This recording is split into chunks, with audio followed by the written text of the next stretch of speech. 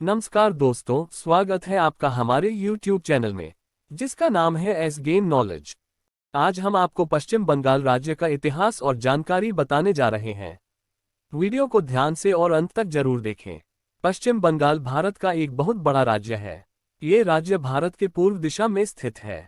भारत को आज़ादी मिलने से पहले इस राज्य को सभी बंगाल नाम से बुलाते थे, लेकिन देश को आज़ादी मिलने के बाद इसे पश्चिम बंगाल नाम दिया गया। कोलकाता इस राज्य की राजधानी है और यह इस राज्य का सबसे बड़ा शहर है। बंगाली भाषा में इस राज्य को पश्चिम बांगा कहा जाता है। इस राज्य के बारे में संस्कृत साहित्य में भी पढ़ने को मिलता है, लेकिन इस राज्य की पूरी जानकारी केवल ईसा पूर्व 3वीं सदी से ही ज्ञात होती है, जब यहाँ पर मौर्य साम्राज्य के शासक सम्राट अशोक शासन किया करते थे। लेकिन जैसे ही मौर्य साम्राज्य का प्रभाव कम होता गया, उसके साथ ही यहाँ पर सब तरफ अराजकता बड़े पैमाने पर फैल चुकी थी।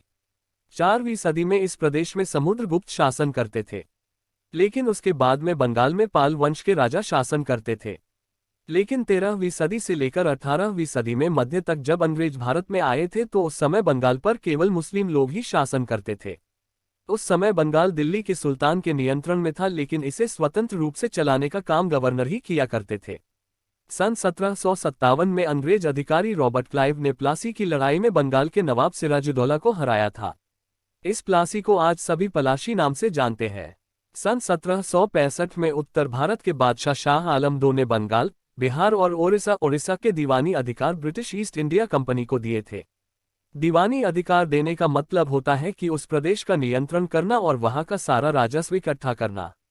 सन 1834 से बंगाल के गवर्नर जनरल को भारत का गवर्नर जनरल नाम से बुलाया जाता था, मगर सन 1854 में इस पद का सारा कामकाज लेफ्टिनेंट गवर्नर को सौंपा गया था। तब से अंग्रेज भारत सरकार बंगाल सरकार से अलग हो गई थी।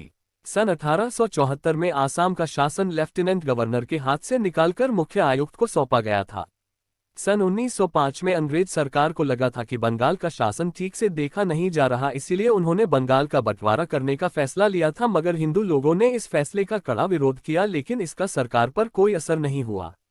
उन्होंने बंगाल के 2 हिस्से किए और उसमें एक हिस्से में बंगाल, बिहार और ओडिशा को रखा और दूसरे हिस्से में पूर्वी बंगाल और आसाम को अलग किया।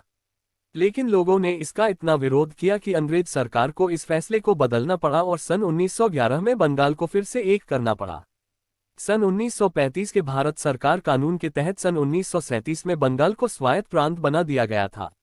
सन 1947 तक भारत और पाकिस्तान की निर्मित होने तक बंगाल इसी हालत में था।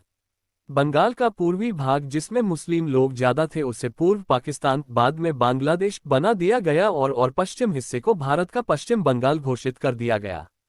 सन 1950 में कुछ बिहार को बंगाल में शामिल कर लिया गया था। 1956 में भारत के कई राज्य की निर्मित भाषा के आधार पर करने के बाद पश्चिम बंगाल को बिहार से 3140 वर्ग मील 8130 वर्ग किमी का प्रदेश दिया गया था। आज़ादी मिलने के बाद में पश्चिम बंगाल में भारतीय राष्ट्रीय कांग्रेस की 3 दशकों तक सरकार थी, लेकिन 1977 के विधानसभा के चुनाव में कम्युनिस्ट पार्टी मार्क्सवादी जीती थी और उन्होंने राज्य में पहली बार सरकार बनाई थी। दुनिया में सबसे लंबे समय तक किसी लोकशाही देश में सरकार बनाए रखने वाली केवल कम्युनिस्ट पार्टी थी और उन्होंने 1977 से 2011 तक पश्चिम बंगाल में सरकार चलाई थी। लेकिन 2011 के विधानसभा चुनाव के बाद पश्चिम बंगाल में पहली बार all India Trinamool Congress party ने सरकार बनाई। तृणमूल कांग्रेस पार्टी ने कांग्रेस पार्टी के साथ में मिलकर सरकार बनाई थी। ममता बनर्जी इस तृणमूल कांग्रेस की संस्थापक और नेता है।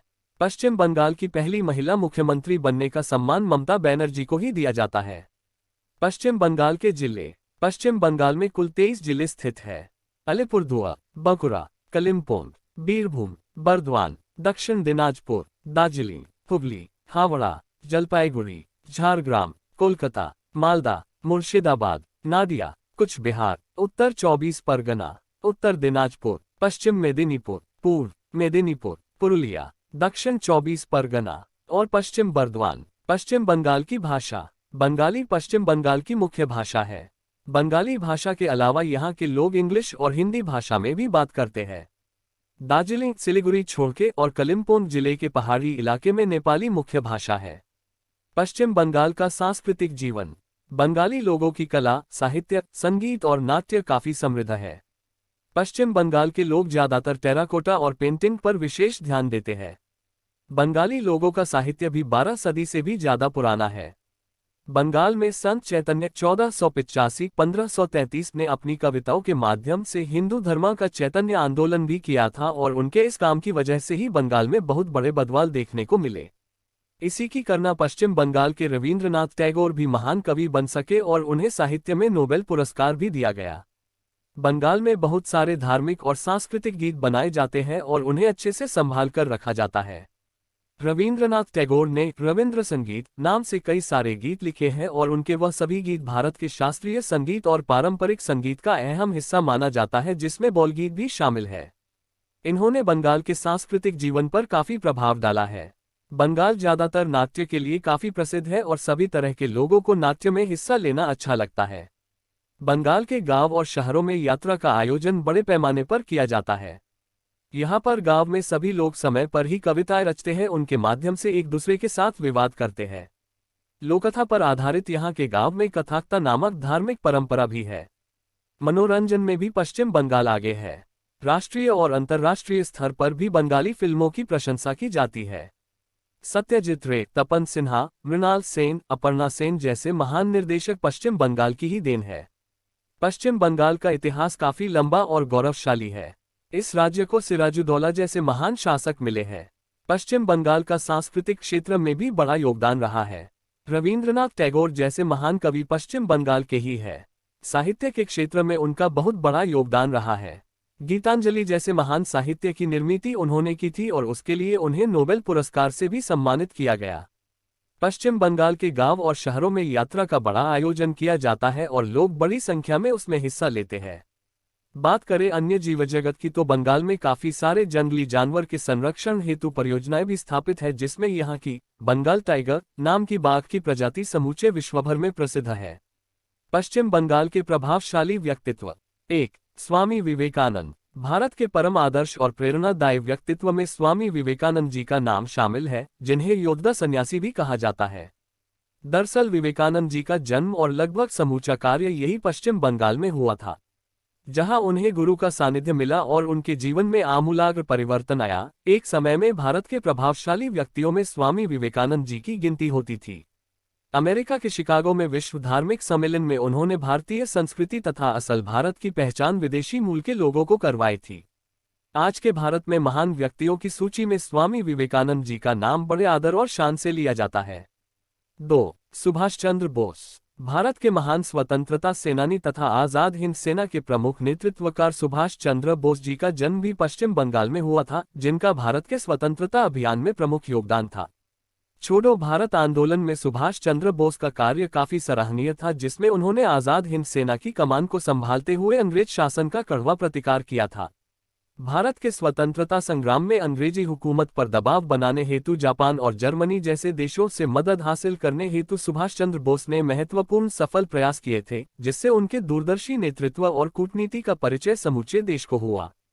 3. जगदीश चंद्र बोस। भारतीय भौतिक विज्ञानी और महान संशोधक जगदीश चंद्र बोस जी का जन्म भी पश्चिम बंगाल में हुआ था, जिन्हें उनके वनस्पति संबंधी किए संशोधन, सूक्ष्म तरंगीय संशोधन तथा रेडियो तरंग इत्यादि पे किए गए उल्लेखनीय कार्यों के लिए दुनिया भर में नवाजा गया। पश्चिम बंगाल के विक्रमपुर नामक स्थान पर 30 नवंबर 1858 को इनका जन्म हुआ था, जिसमें आगे की शिक्षा और संशोधन हेतु ये विदेशों में भी गए थे। 4. रविंद्रनाथ टैगोर। प्रसिद्ध साहित्यिक और स्वतंत्रता सेनानी रविंद्रनाथ टैगोर जी उनके गीतांजलि नामक साहित्य से काफी मशहूर हुए थे, जिन्हें इस साहित्यकृति हेतु नोबेल पुरस्कार भी प्राप्त हुआ था। रविंद्रनाथ टैगोर भी मूलतः पश्चिम बंगाल के ही थे, जहां उन्होंने साहित्य की अनेक सुंदर कृतियों की रचना की तथा स्वतंत्रता संग्राम में भी उनका काफी योगदान रहा, जिसमें जलियांवाला बाग हत्याकांड के विरोध में उन्होंने नोबेल पुरस्कार अंग्रेज सरकार को वापस लौटा दिया था। 5. रामकृष्ण परमहंस। आध्यात्मिक चेतना और उन्नति को जनमानस में स्थापित करने वाले परम वैरागी स्वामी रामकृष्ण परमहंस भी पश्चिम बंगाल से थे, जो कलकत्ता के दक्षिणेश्वर काली मंदिर के पुजारी थे। स्वामी विवेकानंद जी के रामकृष्ण परमहंस गुरु थे और इनके ही प्रेरणा पर विश्वभर में स्वामी जी ने आध्यात्मिक चेतना, आदर्शों, मूल्यों और भारतीय संस्कृति के विचारों का फैलाव किया था। भारत के महान संतों में रामकृष्ण परमहंस का नाम बड़े आदर से लिया जाता है, जिन्होंने स्वामी विवेकानंद जैसा शिष्य भारत को दिया था। 6. खुदीराम बोस। नौजवान क्रांतिकारी खुदीराम बोस भारतीय स्वतंत्रता संग्राम के कम आयु के स्वतंत्रता सेनानी थे, जिन्होंने पश्चिम बंगाल में ब्रिटिश शासन के खिलाफ अपने साथियों के साथ स्वतंत्रता के लिए संघर्ष किया था। मात्र 18 साल की आयु में देश के स्वतंत्रता संग्राम में बलिदान देने वाले खुदीराम बोस जी का देश और इतिहास सदैव स्मरण रखेगा। 7. किशोर कुमार। भारतीय संगीत जगत के हिंदी तथा अन्य भाषाओं में गीत के गायक किशोर कुमार भी पश्चिम बंगाल से थे, जिन्होंने सैकड़ों से अधिक फिल्मों में विभिन्न भाषाओं में गीतों को गाया है। मधुर आवाज, गायकी में विभिन्न प्रकार के शैली का मिश्रण तथा भावनाओं को संगीत से जोड़ने की किशोरदा की अदाकारी ने उन्हें भारत के महान गायक की सूची में स्थान दिया। गाने के साथ कुछ फिल्मों में अभिनय भी किशोर कुमार जी ने किया है, जिसमें उनके मस्त मिजाज अंदाज ने दर्शकों को काफी ज्यादा मनोरंजित भी किया था। सुर के जादूगर किशोर कुमार की आवाज को उस समय के लगभग सभी अभिनेताओं के फिल्मों में गाने द्वारा चित्रित किया है, जिसे आज के जमाने में भी लोग बड़े आनंद से सुनना पसंद करते हैं। 8. प्रणब मुखर्जी। भारत के 13वें राष्ट्रपति तथा अखिल भारतीय कांग्रेस के वरिष्ठ नेता प्रणब मुखर्जी भी मूलतः पश्चिम बंगाल से थे। कांग्रेस के सक्रिय नेता के रूप में उन्होंने केंद्र शासन के रक्षा मंत्री, वित्त मंत्री तथा विदेश मंत्री के पदभार को भी संभाला था। इसके बाद केंद्र में कांग्रेस सरकार के समर्थन से उन्हें राष्ट्रपति का पदभार भी सौंपा गया था, जिसे उन्होंने बखूबी निभाया। साल 2020 में अगस्त 31 को इनका निधन हुआ था। 9. ममता बनर्जी। ममता बनर्जी पश्चिम बंगाल राज्य की मुख्यमंत्री है और ये इनकी मुख्यमंत्री पदभार की दूसरी रमट है। ये पहले भारतीय कांग्रेस की नेता के रूप में कार्यरत थी, जिसे बाद में इन्होंने छोड़ दिया और स्वतंत्र पक्ष तृणमूल कांग्रेस का निर्माण किया। तब से अब तक ये इस पक्ष की अध्यक्ष और प्रमुख नेता है। बात करें पश्चिम बंगाल की तो ममता बनर्जी वहां की काफी पसंदीदा राजनीतिक शख्सियत है, जिन्होंने पिछले कई सालों से इस राज्य की बागडोर को संभाला हुआ है। 10. सौरव गांगुली। भारतीय क्रिकेट के उत्कृष्ट बल्लेबाज, गेंदबाज और कप्तान के तौर पर सौरव गांगुली की पहचान है, जिन्होंने लगभग 8 साल तक भारतीय क्रिकेट टीम का नेतृत्व किया है। सौरव गांगुली भी मूलतः पश्चिम बंगाल राज्य से है, जिन्हें क्रिकेट के दुनिया का दादा कहा जाता है।